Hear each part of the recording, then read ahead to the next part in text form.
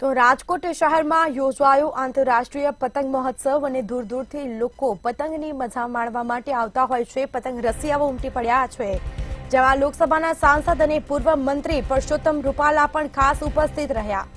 ઉત્તરાયણના પર્વે સ્થાનિક દોરીનો ઉપયોગ કરવા માટે અપીલ કરી છે।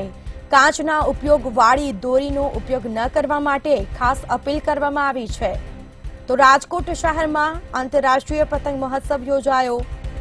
બહાર નીકળતી વખતે સેફટી રાખી વાહન ચલાવવા માટે પણ લોકોને અપીલ કરી છે। તમામ ગુજરાતવાસીઓને ઉત્તરાયણના પર્વની શુભકામના પણ પાઠવી।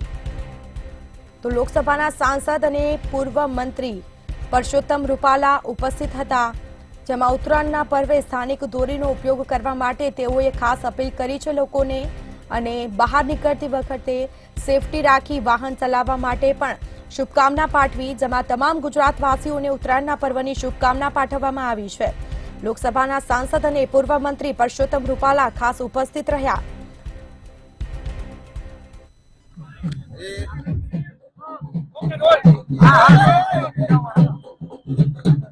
ઉત્તરાયણની આપ સૌને ખૂબ ખૂબ શુભકામનાઓ। પતંગોત્સવ આંતરરાષ્ટ્રીય પતંગોત્સવ 2025 રાજકોટ મ્યુનિસિપલ કોર્પોરેશન અને ગુજરાત પ્રવાસ નિગમના સંયુક્ત ઉપક્રમે આજે અહીંયા રાજકોટની અંદર પ્રારંભ થઈ રહ્યો છે। એને મારી શુભકામનાઓ પાઠવું છું। આંતરરાષ્ટ્રીય અને અન્ય પ્રાંતમાંથી આવેલા સૌ પતંગવીરોને એમનું સ્વાગત કરું છું અને એમને શુભકામનાઓ પાઠવું છું। આજના આ કાર્યક્રમના માધ્યમથી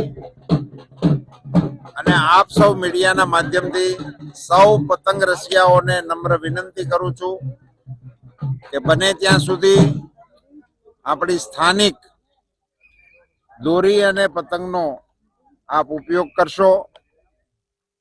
ખાસ કરીને જે કાચના માંજા પાયેલી અને જે પક્ષીઓને હાનિ પહોંચાડે છે એ પ્રકારની દોરીઓથી બચવા માટેની કાળજી રાખશો। બાઇક ચાલકોને પણ પોતાની બાઇકની આસપાસ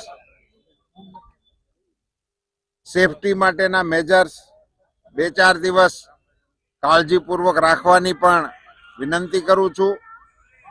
દોરીઓની લૂંટફાટ કરવામાં બાળકો ભૂલચૂકથી વાયર, રસ્તા, વાહનોની સાથે ઉતાવળને કારણે અને દોડાદોડીને કારણે ભટકાઈ જવાની જે ઘટનાઓ બને છે એનીથી પણ સાવચેત રહેવાની આપના માધ્યમથી ખાસ કરીને યુવાનો અને બાળકોને વિનંતી।